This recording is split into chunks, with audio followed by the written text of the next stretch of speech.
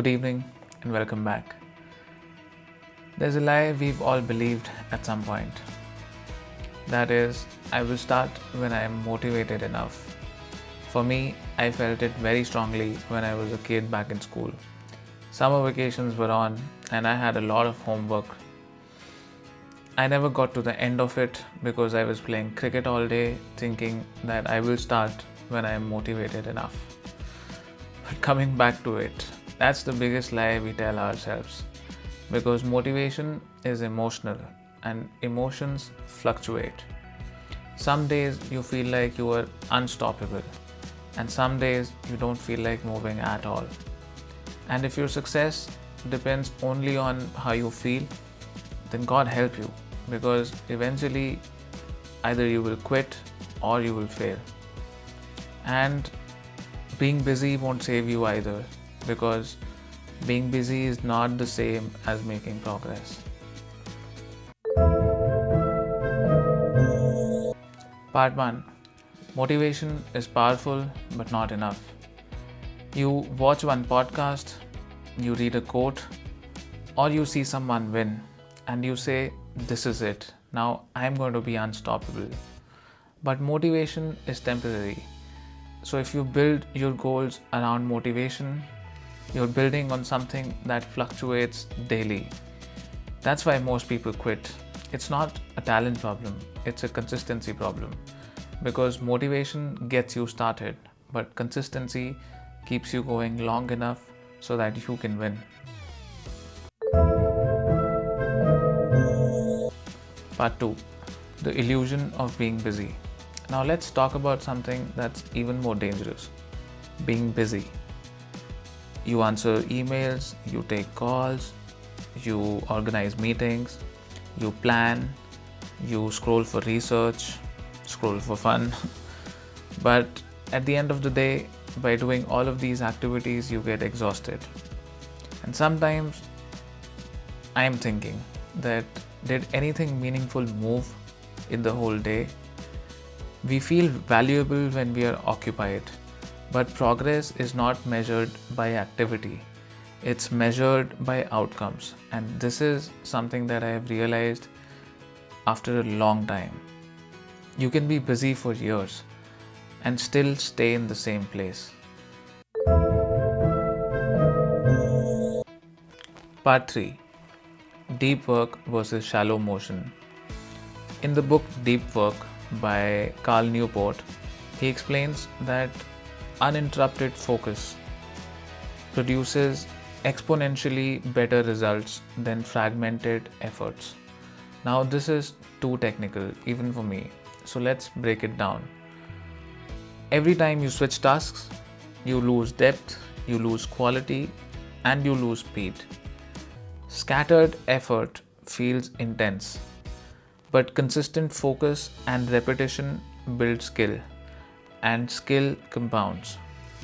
In Atomic Habits, James Clear explains that improving 1% every day compounds dramatically over years. And that's math, not hype. Consistency compounds. Motivation spikes. Spikes feel interesting, but compounding builds careers and stability. Part 4. The identity shift. Now here's the deal. Stop asking, how do I stay motivated? And start asking, how do I show up every day without fail? No bursts, no emotional highs, just deliberate, repeated efforts. Professionals don't rely on feelings, they rely on systems. They don't wake up inspired every day, they wake up committed every day.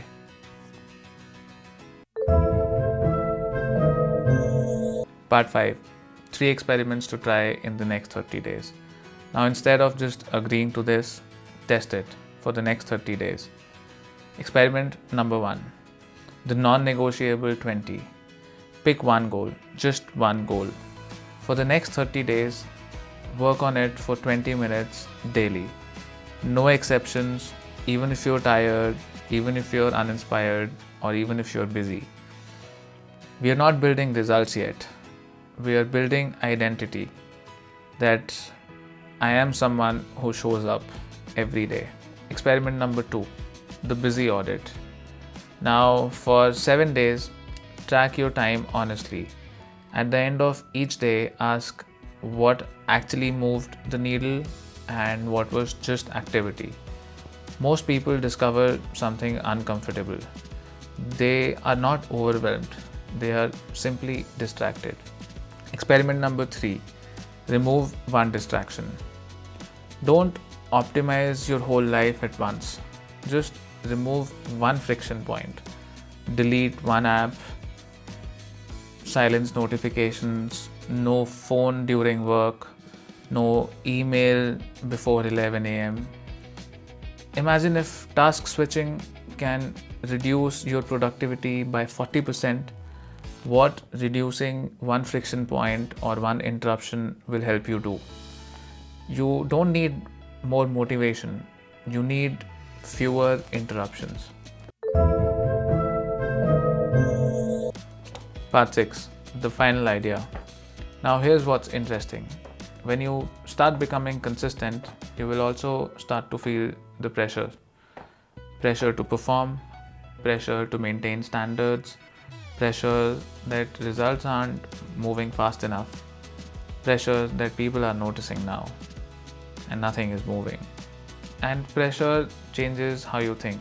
It can make you impatient, it can make you impulsive, it can actually make you abandon consistency. And that's what we will talk about in the next video, because most people don't quit or fail because of lack of motivation. They fail when pressure distorts their thinking. And if you don't understand that shift, you will sabotage your own progress. So, see you in the next video and thank you for watching. Good night.